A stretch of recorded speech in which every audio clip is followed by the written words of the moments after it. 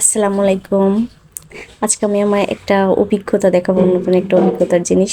এই যে দেখেন, এই গাছটা হচ্ছে গেন্দা। আমি গোড়ার মাটিটাও একটু সরিয়ে দিয়ে নিই। তারপর এই যে দেখেন, মাত্র মানে দু কর একটা, পুরো এক আঙ্গুলও না গাছটা, তাতে দেখেন এই যে ফুল আসছে। আর এই গাছটা দেখেন কত বড়, 1 বিঘে হবে এই গাছটা, কিন্তু এই গাছটা কিন্তু কোনো ফুল আসেনি। দেখেন কতটা বুঝতে পারছেন জানি না। দেখেন এই গাছটা কিন্তু কোনো ফুল আসেনি, এটা আর ফুল আসবেও না। তো এবার বলি এই গাছটা এত দ্রুত ফুল আসার কারণ কি।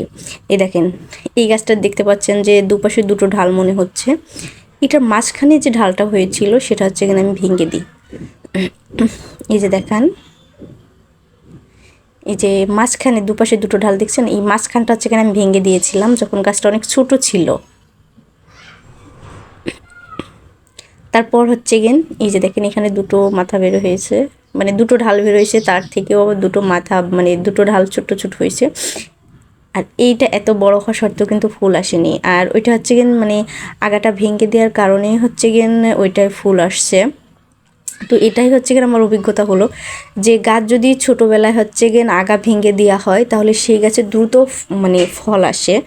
জানি না এটা থেকে ফল হবে কি না।